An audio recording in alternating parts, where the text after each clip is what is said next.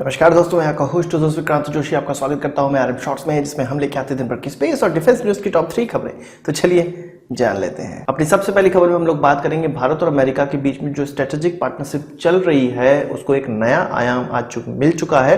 6 सितंबर 2018 को वैसे बहुत से एग्रीमेंट पे साइन हुआ, बातचीत हुई 2+2 मीटिंग में, जिसमें कि भारत के विदेश मंत्री और रक्षा मंत्री ने भाग लिया और इसी के अमेरिकन काउंटर पार्ट ने भी भाग लिया। और इसमें जो सबसे महत्वपूर्ण पैक्ट पे साइन हुआ है वो कॉमकासा का है। बहुत दिनों से हम लोग ये सुन रहे थे कि कॉमकासा पे साइन हो सकता है, भारत और अमेरिका के बीच में ये पैक्ट साइन हो सकता है, तो अब यह साइन हो चुका है। कॉमकासा के बारे में आपको नहीं पता है तो आप इस वीडियो में जान सकते हैं, उसके बाद आपको सारी चीजें समझ में आ जाएंगी। तो इस एग्रीमेंट में साइन होने के बाद जो भी अमेरिकन सोफिस्टिकेटेड कम्युनिकेशन सिस्टम है वो भारत को मिल सकते हैं। अब जो भी हम अमेरिका से हथियार खरीदेंगे या कोई भी एयरक्राफ्ट या हेलीकॉप्टर्स खरीदेंगे तो उसमें हमें कम्युनिकेशन सिस्टम सोफिस्टिकेटेड मिल जाएगा जो कि वर्ल्ड में सबसे एडवांस है। तो क्या केवल हमें कम्युनिकेशन सिस्टम लेने के लिए कॉमकासा पे साइन किया? तो ऐसा नहीं है। इस एग्रीमेंट पे साइन करने से केवल और केवल हमें सिक्योर कम्युनिकेशन सिस्टम नहीं प्राप्त होगा, बल्कि एक पूरा का पूरा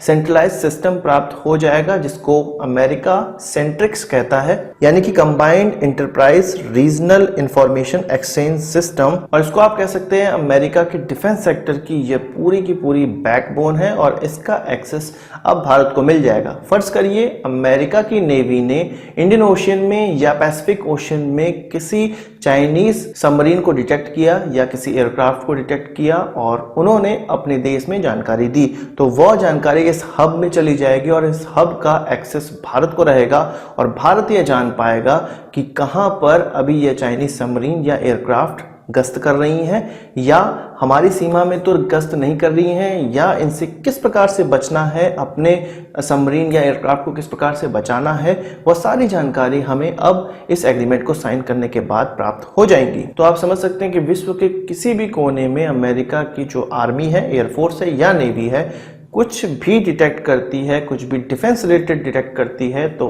उसका पता भारत को भी चल पाएगा और यह उनके सोफिस्टिकेटेड और सिक्योर कम्युनिकेशन मीडियम से भारत को पता चल पाएगा। तो इस एग्रीमेंट को साइन करना बहुत ज्यादा आवश्यक था यदि भारत को इस प्रकार की जानकारी चाहिए थी। इसके अलावा आप जानते हैं कि रशिया के साथ भी भारत बहुत सी ऐसी डील करने वाला है जिससे अमेरिका नाखुश है।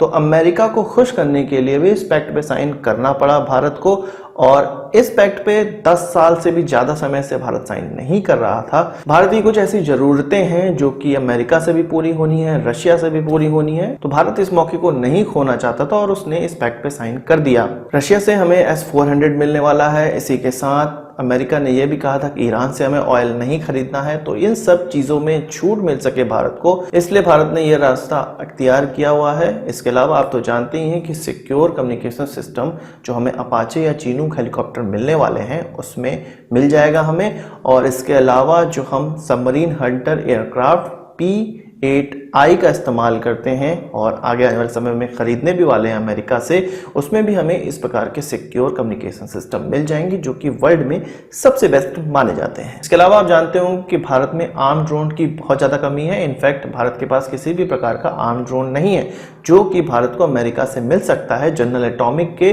जो भी प्रेडिएटर ड्रोन है वो भारत को मिल सकते हैं। तो उन सभी चीजों को प्राप्त करने के लिए इस पैक्ट पे साइन करना बहुत ज्यादा आवश्यक था। तो आप भी कमेंट बॉक्स में जरूर बताइएगा कि भारत ने इस पैक्ट पे साइन करके अच्छा किया या बुरा किया। अपनी अगली खबर में हम लोग बात करेंगे भारतीय आर्मी द्वारा जारी की गई एक RFI के बारे में, जिसमें उन्होंने डिमांड की है 75 इस प्रकार के ड्रोन होने चाहिए जो कि हाई एल्टीट्यूड पे गश्त कर सकें। भारतीय आर्मी को इस प्रकार के ड्रोन अपनी जो भी चीन सीमा और पाकिस्तान सीमा पर लगने वाले क्षेत्र हैं उनकी गश्त के लिए चाहिए। RFI में कहा गया है कि यह जो ड्रोन है वो 18,000 फीट यानी कि 5,500 मीटर तक की ऊंचाई तक उड़ान भरने लायक होने चाहिए। इसमें केवल 2 लोगों का इस्तेमाल कर 30 मिनट के अंदर इसको पूरी तरह से असेंबल करने योग्य होना चाहिए, जिसमें कि man portable ground control station, remote video terminal, day night sensor package होना चाहिए, two way airborne data relay system होना चाहिए जो कि लाइन ऑफ साइट के बियॉन्ड भी UAV को कंट्रोल करने में सहायक होगा।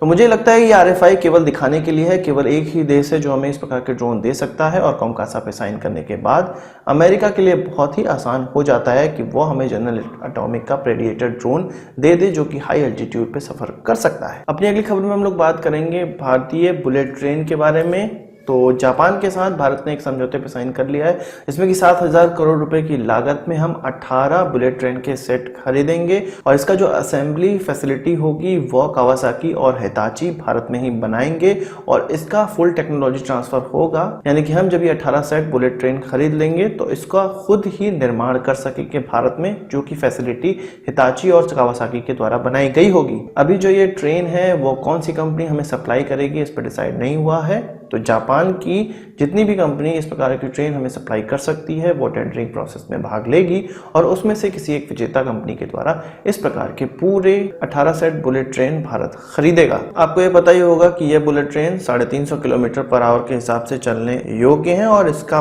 पहला जो खेप है वो मुंबई से Ahmedabad high speed rail corridor के द्वारा बनाया जाएगा, जो कि national high speed rail corporation limited के द्वारा बनाया जा रहा है। और इसके लिए जो पर्सनल्स हैं, जो लोग सेलेक्ट किए गए हैं, उनको जो ट्रेनिंग प्रोसेस स्टार्ट करना है, ट्रेनिंग देना स्टार्ट करना है, वो फरवरी 2019 से स्टार्ट हो जाएगी। दोस्तों 3 खबरों के बाद अपनी बोनस खबर की बात कर लेते हैं और बोनस खबर हमारी इंडियन आर्मी की तरफ से आ रही है। इंडियन आर्मी ने स्पाईलाइट मिनी करके एक यूएवी है जो कि सर्विलांस यूएवी है और इसको इजराइल की company blue bird arrow systems बनाती है, जिसने कि भारत में साइंट लिमिटेड के साथ कोलैबोरेशन किया हुआ है और Scient solution and system private limited company बनाई हुई है। तो इसको पहला कॉन्ट्रैक्ट इंडियन आर्मी की तरफ से मिल गया है कुछ इस प्रकार के ड्रोन सप्लाई करने का। कंपनी के द्वारा इसकी संख्या के बारे में भी नहीं बताया गया है और कितने दाम का यह ड्रोन भारत को पड़ रहा है, भारतीय आर्मी को पड़ रहा है, यह भी नहीं बताया गया। केवल और केवल इस प्रकार की सप्लाई ऑर्डर देने की बात कही गई है। तो आज की इस वीडियो के लिए बस इतना ही।